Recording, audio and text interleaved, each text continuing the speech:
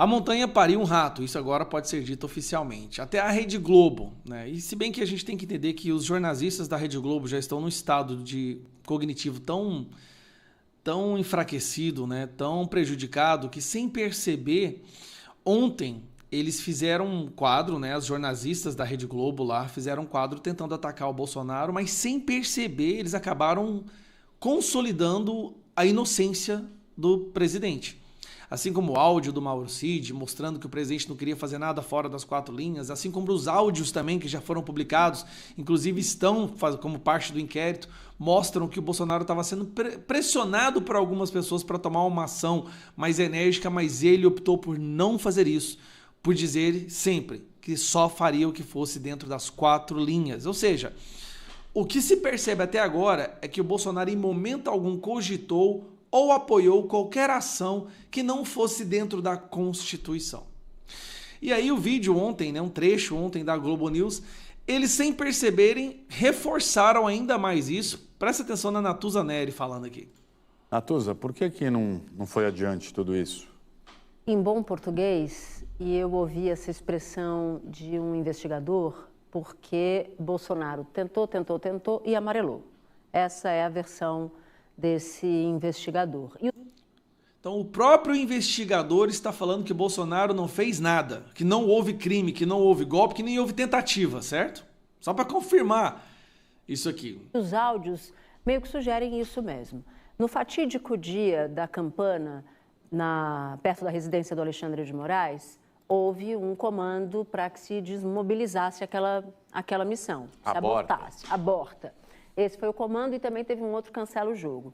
E muita gente falou na época que o motivo teria sido uma sessão do Supremo que acabou mais cedo. É claro que não foi a sessão do Supremo, porque já se sabia desde cedo que aquela sessão acabaria mais cedo e que Alexandre de Moraes, portanto, sairia mais cedo da sessão. O motivo foi que havia uma expectativa deste grupo, do qual eles fazem parte, de que Bolsonaro assinasse o decreto do golpe. E aí o decreto do golpe, uma vez assinado, publicado no Diário Oficial da União, abriria margem para que a turba prendesse Alexandre de Moraes. Então, peraí. Tinha um plano de assassinato, mas ao mesmo tempo tinha o plano do decreto do golpe.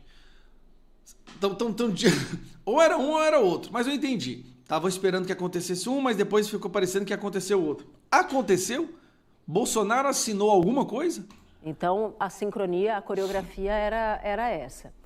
Esses áudios ajudam a gente a entender algumas coisas. A primeira é que, de fato, Mário tinha acesso diário, porque estava no Palácio do Planalto ao presidente da República, discutia o golpe, aparentemente, com total desenvoltura, mas havia uma expectativa de um grupo, e o relatório da semana passada da PF deixa isso mais ou menos claro, quando diz que, a partir do documento do plano do golpe que foi flagrado, que foi capturado numa busca e apreensão, que o objetivo era dar ares de legalidade ao golpe.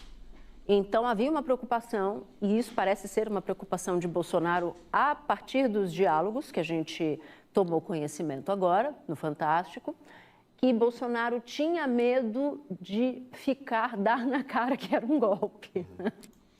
Peraí, então Bolsonaro, sempre tentando trabalhar dentro das 4 linhas, não fez nada que não estivesse nas 4 linhas e de repente ele é responsável por um atentado de golpe, porque na interpretação da Globo ele queria que tivesse ares de constitucionalidade?